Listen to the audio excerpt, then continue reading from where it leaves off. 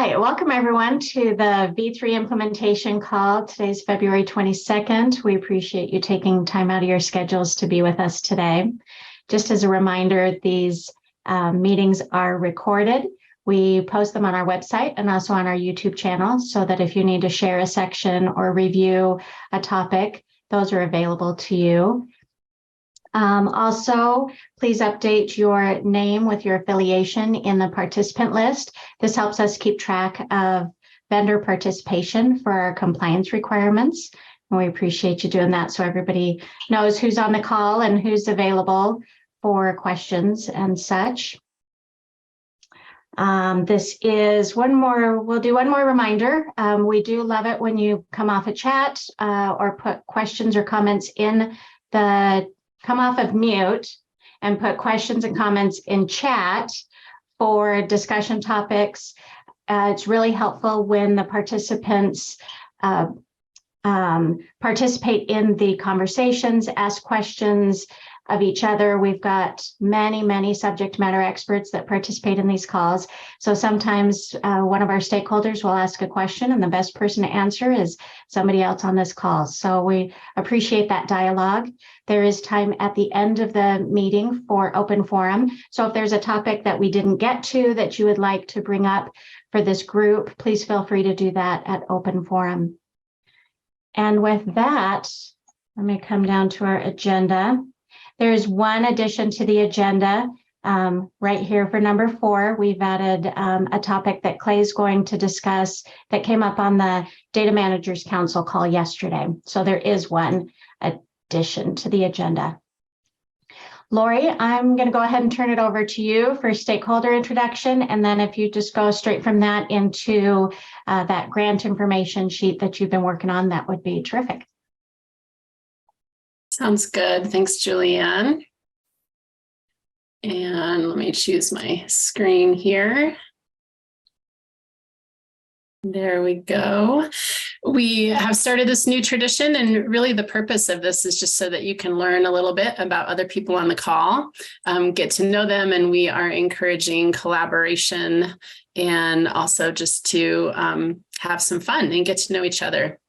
And so our stakeholder that we are introducing this week, if you have a guess of who this may be as I explain them, feel free to write your guess in the chat. This person enjoyed... Lauri, yes. You're showing your presentation screen. So we'll be able to see the next slide. Thank you. All right, let me try this again. Just one second.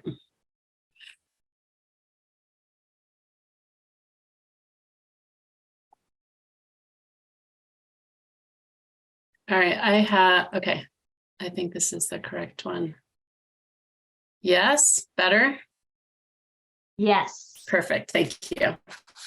To relax or unwind, this person enjoys playing with their spoiled cat, reading a book, or sitting by the lake. Sounds delightful.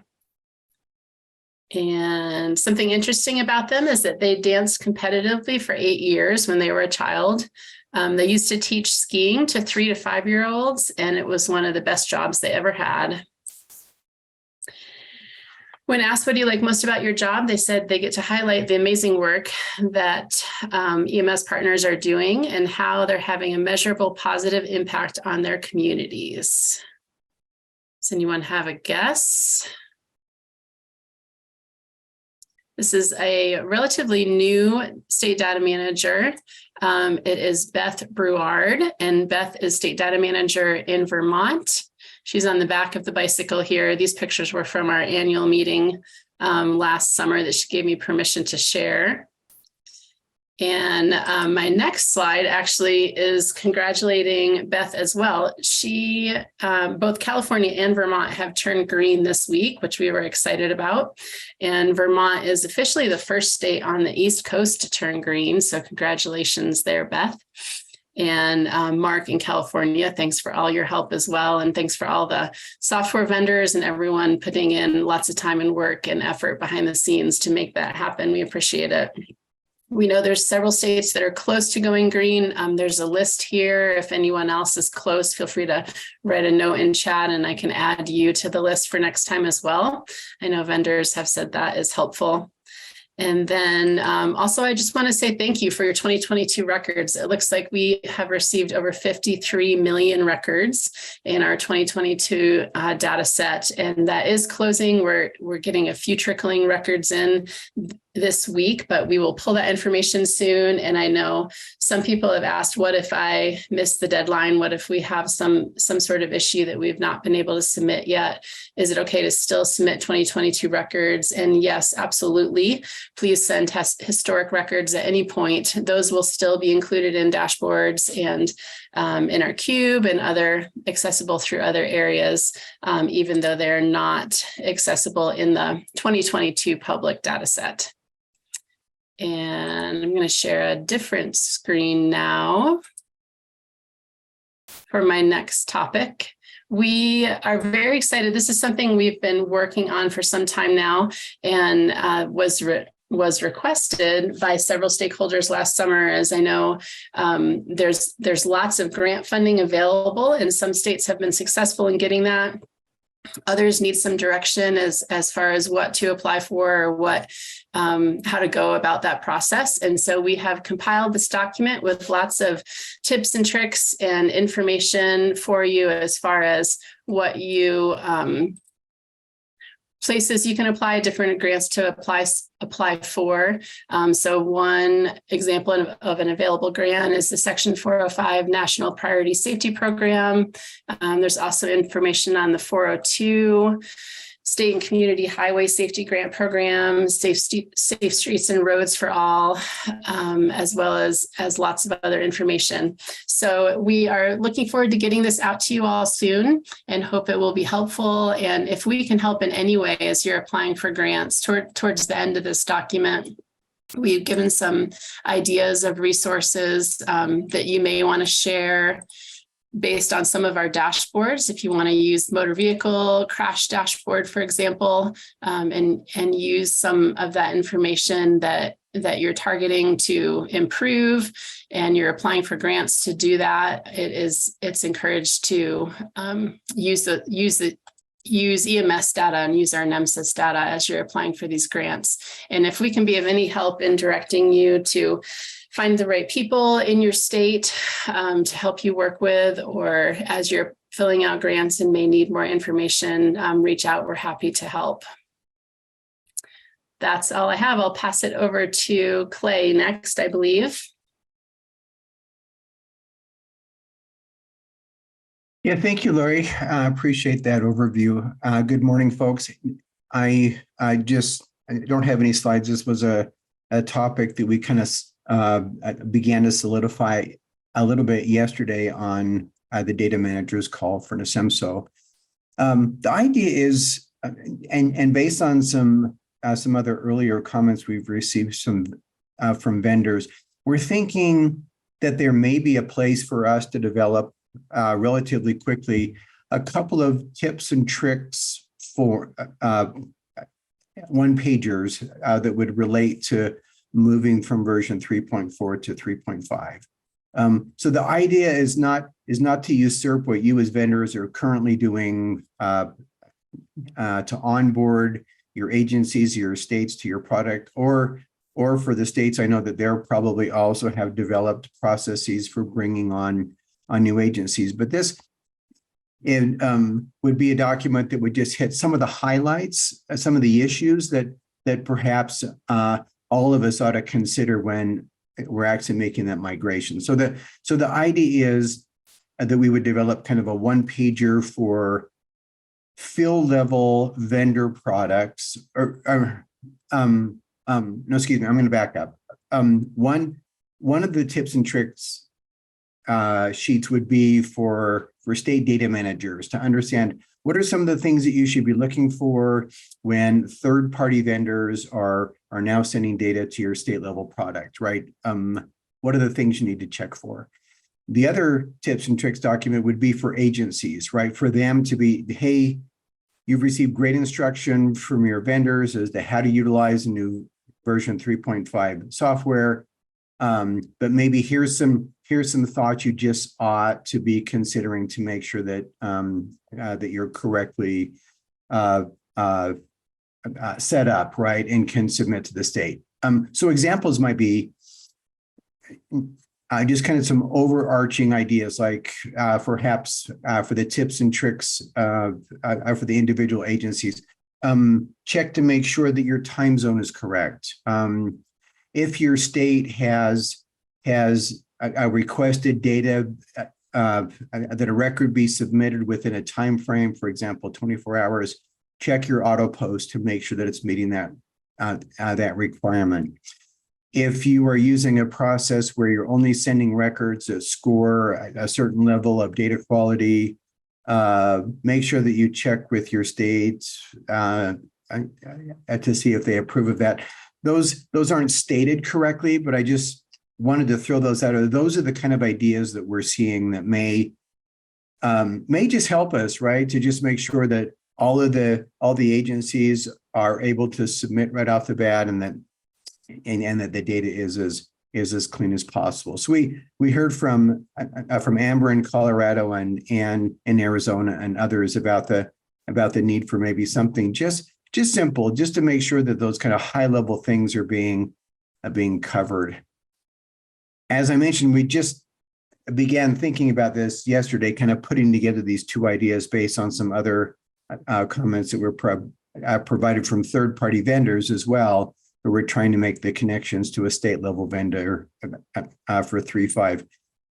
Any thoughts from either the states or vendors? Does this seem like this would be something that would be a nice augmentation to what is currently happening? This is Brenda.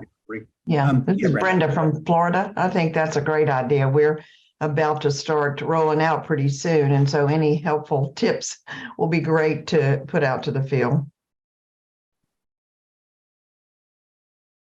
Great, thanks, Brenda.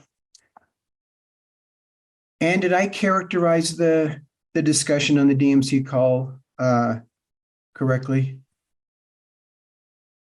Yeah, I think so. Yeah.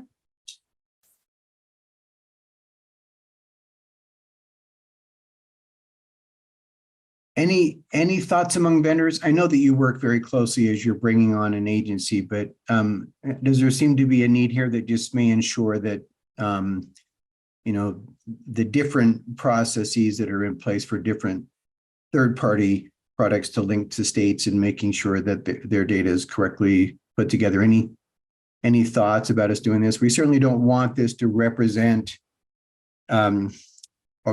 are we something that conflicts with what you do, nor are we wanting to take responsibility for setting up these software packages in the agencies, but we're thinking this might be helpful.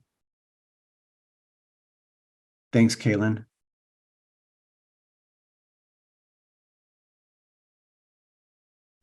All right, well, I'm hearing a vote by silence. We'll move forward with this. I think it's a really good idea to do this. If you'd be willing to participate as a vendor or as a state, just in maybe one call, right, for us to be able to identify the high level issues, like, ensuring that your time zone's correct, those kind of issues that you're seeing as a vendor's trying to bring an agency on, what's a common issue that you need to always be hitting with them, or for states bringing those third-party data into their state level product, what are the common issues that you're seeing to make sure all agencies are reporting? If you're willing to kind of participate in like a single call to be able to put those together so that we can put together those one-pagers, we would really appreciate it. So please just go ahead and add to the chat if you'd be happy to participate in that. And maybe we can corral Jen into maybe leading that call. She does that so well. Flattery gets you everywhere, Clay. Yeah. Thank you, folks. Yeah, and if there are vendors that would be willing to participate as well, that would be just great. Seeing lots of volunteers. Thank you, folks. I'll turn it back over to you, Julianne. All right, next on our agenda, we're just going to turn it right over to Jen. She's going to talk for a few minutes on the sunsetting policy for compliance, and also on Git repository basics. So a couple of good topics for you, Jen. Yes. Hello, everybody. I apologize in advance for any nasaliness or sniffling that you hear. I have decided to get a cold. So just in case, just letting you all know. My first topic is talking about the sunsetting policy. And we're just going to kind of keep reminding you every other meeting or so, as 3.4 is going to sunset at the end of the year. There is a sunsetting of NHTSA versions, part of the compliance policy. This was added in December. So initial compliance applications for 3.4.0 are not being accepted anymore for the rest of the year. But recertification can be submitted if you need to recertify prior to the end of the year. Then please get in those applications and get ready to do so. And then I wanted to remind everyone, if you expire in the last 90 days of the year, you do need to submit a request in writing to have an extension to carry you through to the end of the year for the sunsetting policy. Okay, so if you have any questions or anything, please, it can be found in the compliance policy that was updated on 12/28. It's on the NHTSA.org website. For anyone who's not familiar, it's under technical resources, compliance, which will take you to this page. Click on the compliance policy and it comes up and you can scroll through. If you have any questions about whether or not you need to recertify, please take a look at the 3.4.0 page. Make sure that it's on 3.4.0 and not 3.5.0, so there's no confusion. And then you want to go with the latest date that's listed for your software. And you have 2 years from this date to be recertified. So please take a look. And as always, if you have any questions, please feel free to submit it through the help desk and open a ticket, or email me and I'm more than happy to answer. Are there any questions about that? Because the next topic is mine as well.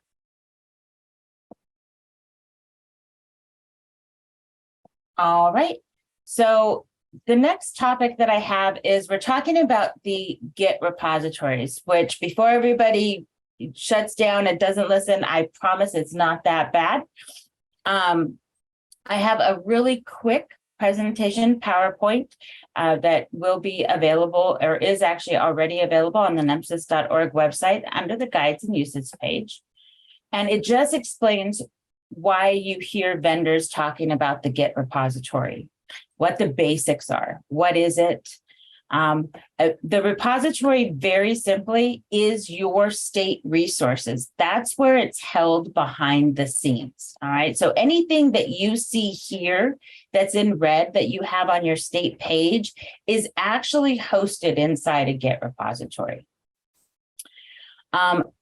It's the state page. The repository system is called Git. The TAC uses a software product called Atlassian Bitbucket to manage the repositories. And I am going to show you what that looks like as well. So when you go to your state, and I'm picking on South Dakota because Karen updated just this morning, you've got your schematron up here. Where that sits is in this Bitbucket repository. And a lot of your vendors go here rather than going to your state page. They'll look up here and they'll check it out. And so going to South Dakota, you could see that there's different branches and everything. So what does that mean?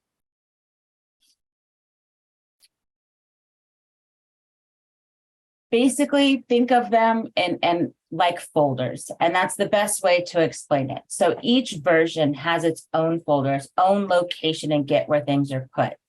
And there's also what's known as a master branch. That points to a specified branch. And for right now, unless a state has specifically requested it, all of the state's master branches point to 3.4.0 because that was the main version that everyone was using. So how do they work together? As you move to version 3.5, if you want version 3.5 to be your master, the state data manager, the state person responsible for those decisions, can request that happen. All you need to do is submit a request, the TAC, and you do that through the help desk is the best way to do it. and I can share that link as well in a minute. And because for me, a picture is worth 1,000 words, and I still look at this even after a year of seeing it to see and understand what's going on. So if your master is synced with version 3.4, even if you have version 3.5 resources on there, this is what it will look like. The master belongs with this release. Once you change it over to version 3.5, the master is combined with release 3.50, and 3.40 goes underneath. And that is, I think this picture is a great way to explain it. Other things to know about Git. Overall, for state data managers and for people who are going to the state pages and looking at things, the impact of the master branch decision, fairly low. You wouldn't even really see it. But for vendors, it could be pretty significant. Some of your vendors have set up a system where it automatically will pull from the master. So if your state has switched to V3.5, but it still takes V3.4, then that vendor has to know for sure who is set up as the master branch. So they make sure that they don't apply the wrong schematron to the wrong NHTSA version. So that's why it is important for vendors to be able to know. This is going to now be included in the state data manager's onboarding process, and I do apologize. And as a part of the state data manager's onboarding process, it's going to be something that you can discuss with Lauri. And once you decide to move through it, you may want to keep version 3.40 as your master for a little while, because you have a lot of EMS agencies that are on version 3.4, and so that's how you want to handle it. That is completely up to you. Your vendors may have questions about it. You will want to communicate this with your vendors when you do switch, though, especially for those vendors that have automatically started pulling from the master file. So that would be part of your communication. When and how to switch is super simple, and I will share once again. I know we've shared it a few times. I can't help it. We like to share this a lot so that you know where it is. Just go ahead and go to the state offices of EMS and just put in there for the subject switch Git master to version 3.5 or anything like that. And we are going to be more than happy to help you do that. And so there is the NHTSA version 3 resource repository guide, which is a little bit more technical. And I had it open and I shut it when I apologize here. When I shut the. So right here, you've got the NHTSA Git repository basics. And that's the slideshow that I just showed you. So that's on the guides and uses page. And then you can also go over to here if you really want to know more technical information. You can go over here and get some more information under technical resources, resource repository. And this has a more technical guide that you can look at. So are there any questions about a Git repository? I know I went through it quite quickly. If there's any questions or you want me to back up the slideshow a little bit, please feel free to ask.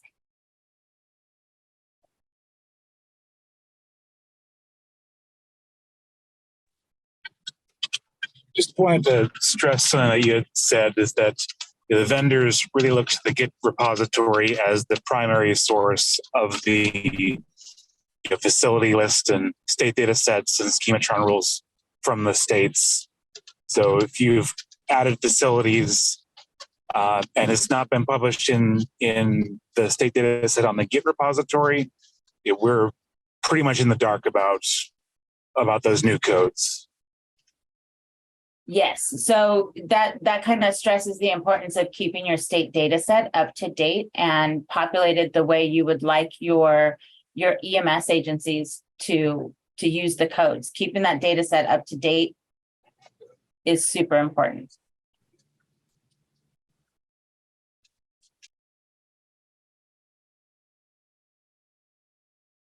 Thanks, David. Are there any other questions? All right, I'm going to turn it back over to you, Julianne. Thank you, everyone. All right, thanks for that, Jen. We're going to go right over to Chris Hoffman, and Chris is going to talk for a few minutes about usage stats on state pages on the NHTSA.org website. Awesome. Thank you very much, Julianne. Let me find the share button here. And wonderful. So thank you very much. What I am going to present today is a view that I've created using the usage stats off of the, like Julianne said, off of the NHTSA.org website. This is a simple usage stats. The website has Google Analytics on it so that we can pull data from usage data every once in a while from it. Thought this was interesting.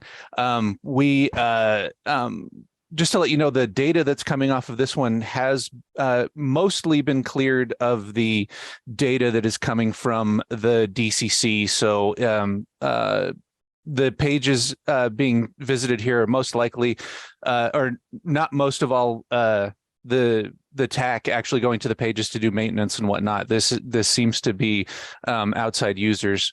And so what we have here is on the left-hand side, we have the page title. So we have the state page on the NHTSA website. So you can see at the top here, sorted by page views. We have New York, California, Virginia going down through the rest of the state pages. We have page views and unique page views. The page views column are the total page views on the page, and unique page views means that under page views, if you went to one of the state pages and then you went to the state page again, that would count as going to the page twice.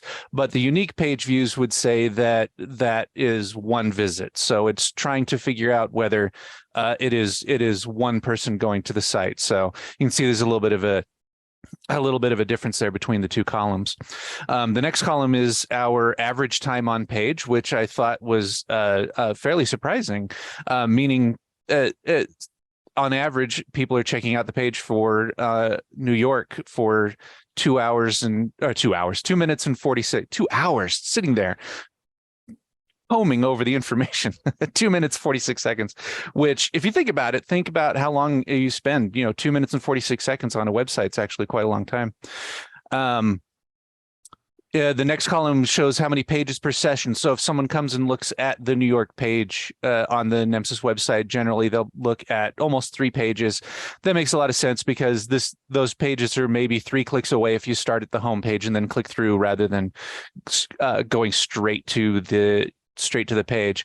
And then users at the very end shows how many users all of these counts are going. So it's 957 users creating those page views and the average time on page, etc. You can see at the top that this is the time frame for this is for last year. So this is January 1st, 2022 through December 31st, 2022. So this also gives us the opportunity so we can look through here and change the date. So we can say this year to date, how is everyone doing from here? And very similar, Virginia, California, New York at the top of the list here. So that is those are the stats. Wanted to show this to everybody to reinforce the idea that people are looking at the state pages for information. It is what we say is the keeper of truth is the state page. So just wanted to reiterate the importance of keeping that updated. If there is something on your state page that needs updating, go to the website, scroll to the very bottom, use our new ticketing system to put in a ticket. We're usually pretty good about getting those, depending on the complexity, of course, but we're usually pretty good about turning those around in a short amount of time. And yeah. Are there any questions about the stats here?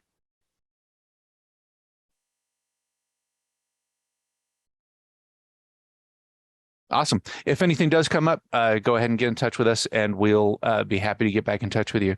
With that, I more than happy to hand it back over to Julianne. All right. Thank you, Chris. We appreciate you pulling those stats, as we've done a lot of talking about updating state pages and keeping all that information current for agencies and vendors to be able to get that up-to-date information. I thought that was really interesting and valuable to demonstrate how many external people are actually using those state pages. So thanks for doing that. Next on our agenda, I'm going to turn some time over to Josh Legler. He's got an update on upcoming events for IHE. Josh, we'll turn it over to you and let you have some time. Thank you. Good morning, everyone. I don't have any slides to share. This will just be a brief 1 or 2 minute update on our efforts with integrating EMS data with the rest of healthcare. So we had a task force meeting last week where we addressed the topic of integration partners. So in other words, an EMS agency wants to share data with a hospital, or they want to get patient medical histories. Who are they actually partnering with? And their vendor, the EMS software vendor, who are they going to actually establish a connection with in order to make that communication happen? And we talked about several options that are being used today or that could be used in the future. Health information exchanges seem to be one of the common options that people are using. So they connect to the HIE, the hospital also connects to the HIE, and they can exchange data that way. There's also integrators. So there are companies that specialize in integrating disparate software systems together. There's some like direct point-to-point connections, like from an agency's software straight to a hospital's EMR system, but those tend to be discouraged because you've got to build that for every single partner. And then we also talked about the national networks like eHealth Exchange and Commonwealth and Care Quality, and the upcoming qualified health information networks that will be coming online about a year from now under federal government oversight. And those national networks could be a way for EMS to connect. The next task force meeting will be on the second Thursday of March. So that's March 9th. And the topic for that meeting will be the governmental, regulatory, and contractual environment. So what we're wanting to look at there is what are some of the governmental, environmental aspects that allow data sharing. What are some aspects that may get in the way of data sharing? And then if an agency or their software vendor is trying to establish some data sharing connections, what kind of agreements are they going to be expected to sign? What kind of things do they have to commit to in terms of how they'll manage their data or how they'll approach that data sharing relationship? So that'll be the one on March 9th. So we have a Google group for the task force, which I announced on the last NEMSIS call. I'm going to put the link to that Google group in the chat again today. We have about 46 people as members of the group right now that include a variety of people from EMS software vendors, state EMS offices, EMS agencies, hospital systems, et cetera. So we'll be using that task force email group to communicate what we're doing in the task force. So I encourage you to join that if you want to keep tabs on what we're doing.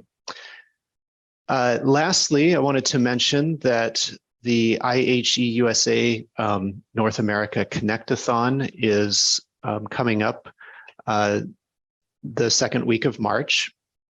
And that Connect-a-thon, there's a couple things going on at the Connect-a-thon. One is software developers can actually come sit at the long tables in the large room with their computers and work directly with other software developers to work on connecting with each other and kind of, hack away at their code really in real time collaboratively. The other aspect of the Connectathon is some discussions that we'll be having. So, for example, I'll be at the Connectathon. I won't be a software developer. I won't be sitting at the long table with my laptop. I'll be sitting in a different room having conversations and presentations about interoperability. And so to attend the Connectathon in that mode, it's called a badge registration, and you can come and spend a couple days in the room with people from a broad spectrum of different parts of healthcare data and figure out these connectivity and interoperability issues. The registration closes today for that Connectathon, so this is your last chance if you haven't registered and would like to go. It'll be in Austin, Texas, second week of March. I really appreciate all the input we've been getting with these interoperability efforts. It's it's a tough nut with lots of different facets to it, and because of that, we need lots of perspectives, and we're getting those perspectives. Many of you have contributed a lot of valuable contributions to what we're trying to do here, so really appreciate all of that.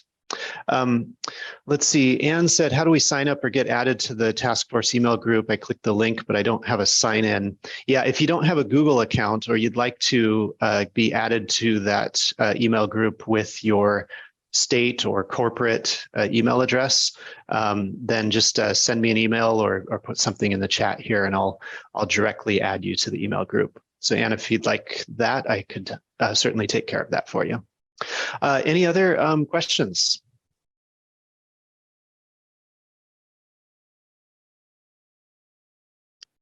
Great, thanks everyone. All right, thank you, Josh. You can put the agenda back up there for a few minutes. Next on our agenda, Mr. Eric Cheney, if there's any items from the Office of EMS, we'd love to turn some time over to you. I have nothing specific for the group this morning, just to make sure that if you have, as Lauri pointed out, if you have need of support of anything for obtaining additional resources or questions about how to link up with NHTSA's Office of EMS or the NHTSA regional offices to help facilitate anything in these grant processes, please reach out and let me know. Either contact Lauri, contact myself, and we'll get you all the information that you need. I want to make sure that you take advantage of every opportunity possible with the funding that's out there. That's all I have today. All right, thank you, Eric. We do have a public training coming up on Tuesday, March 7th. Lauri Lunde is going to go over how your data are being used. That should be a really interesting presentation. Please feel free to share that with anyone that may be interested. And then we'll open it up to open forum. If there are questions, comments, topics that you'd like to bring before this group, this is a great time to ask those when we've got so many great and knowledgeable people on these calls. So feel free to throw it in chat or to unmute if there's anything you want to bring up.